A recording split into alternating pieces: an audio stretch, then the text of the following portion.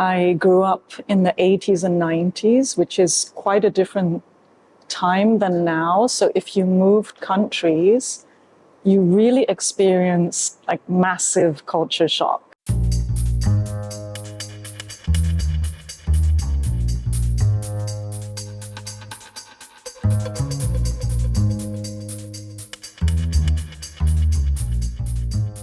And so when I was very young, for example, I went from Laos to France, France to Africa, and then Africa to Bangkok, and then we went to the Golden Triangle. I remember my first day at school, my mom made me a sandwich, and then suddenly like 50 school children ran over to me, and they had never seen a sandwich, so they started attacking my lunch like this, bang, bang, bang. And then finally I was just left with this very like super flat sandwich. They all went back to their lunch boxes and they started opening up the boxes, and there was like beetles and worms, and they were just eating this stuff and kind of staring at me. I think that story kind of explained my life growing up very, very well, because there was constantly a culture clash no matter what country I went to. That sort of like clashing of cultures and ideas, I think it's something you can see in a lot of my works. So not only with the themes, but even with the visual language, the visual elements. The work looks very collage-like, you know, it's like two very different patterns put together. For example, the dragons in the meme with the worm and the yadong. And then you have like very obvious clashings, like the sort of Asian palm tree and the sort of tourist. It's definitely influenced my work, but it might not be so obvious on first glance. The textile works are quite new in a way. I used to do a lot of collage, so they do have an element of collage to them. Also these kind of cutouts, like you see the tree. Yeah, those are new, but I think they go very well with the paintings, and they give the exhibition a more interesting dialogue, you know? You're always treated as an outsider, no matter which country you're in. So when I'm in the West, I'm always the Asian one or the Chinese one.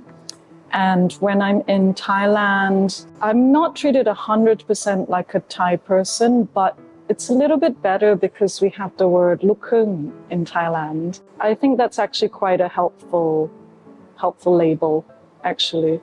I think that exhibition is exactly about that, actually, because it's about the Western gaze on Asia, especially Thailand, where there's a lot of tourism. You know, it's known for its beaches, pad thai, pretty women, stuff like that. It's also about the opposite view where, you know, for example, the palm tree that's sort of smacking this young tourist. I think that could also be seen as like maybe this sort of Thai annoyance at all the visitors and the tourism that are coming in all the time. We've also got memes that are actually coming from Thailand, like the MooDeng meme, which became a global thing. Yeah, I think there's a equal balance of both, actually. So I didn't want the exhibition to be contrived, you know? I didn't want it to just be like,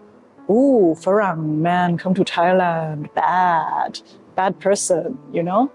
Asian people, good. I also wanted to show actually how we're quite similar. And I think the alien pieces do that quite well, because they're named after the phrase Trump said, aliens are eating the cats and the dogs. But we had the exact same phrase in the news headlines in Thailand about neighboring countries eating Thai people's dogs. So it's interesting, there's so much similarity as well between the West and the East. The most recent meme that really kind of took a hold of me was this alien, the one of Alf eating the family cat. It really talked about a lot of the struggles we have with neighboring countries. So there was something very triggering about that meme, and I think a lot of other people felt the same. But then I think I also like this one of the cat, the fluffy white cat that does this. Like, why? It's actually by a Goldsmith student, an ex-Goldsmith student. Yeah, that meme sums up how I feel about the world at the moment very well. I actually think that's quite a Thai trait, to show the positive first, rather than the negative emotions. So, for example, if you go to a funeral in Thailand, I notice there's a lot of people laughing and dancing and smiling, and it goes on forever, like sometimes 5 days. It's sort of nice, but at the same time, you think what's going on under the surface, and people aren't really allowed to express those sort of darker emotions, I think. And I never realized this about myself until I moved to Germany, where they're very, very comfortable with, being grumpy or being depressed, and their friends are also comfortable hearing about it. I think in that way, that side is actually very Thai. I think memes are definitely not just a distraction. I think they're sort of like vehicles that can really change whole movements, whole political movements. They just have to be used in the right way, because unfortunately, we've seen that a lot of right-wing governments or movements have realized this. And so they've started using memes as a way to kind of get into the minds of younger people and influence them. You see that in Germany a lot. I think also in China, in America. It's very interesting. It's a bit like a kind of parasite that sort of goes into everyone's minds, but you don't really recognize it because it's a small little thing, it's harmless. But no, it's very powerful, I think. For the last maybe 8 months, I've been reading a lot of Farangs of Pattaya on Reddit. That's really fascinating in an anthropological sort of way. Just for people's view of like Thailand, a very small bubble. I also read a lot of the Passport Bros forum, but then I also read about what Thai people think about foreigners. So I read in Thai as well. I suck everything I can, and then it sort of osmosis, and then it comes through the work, I think.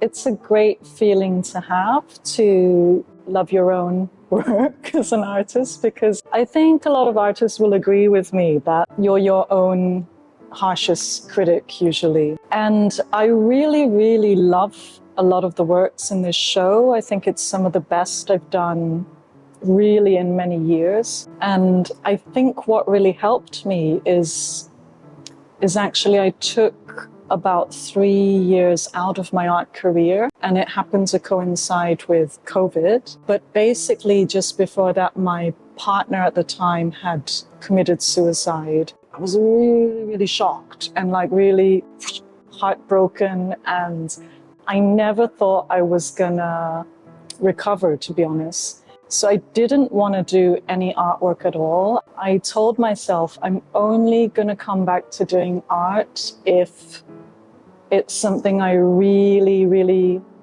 believe in, and if it's something very true to myself. I think the works in this exhibition really, really show that, because I think they're really me.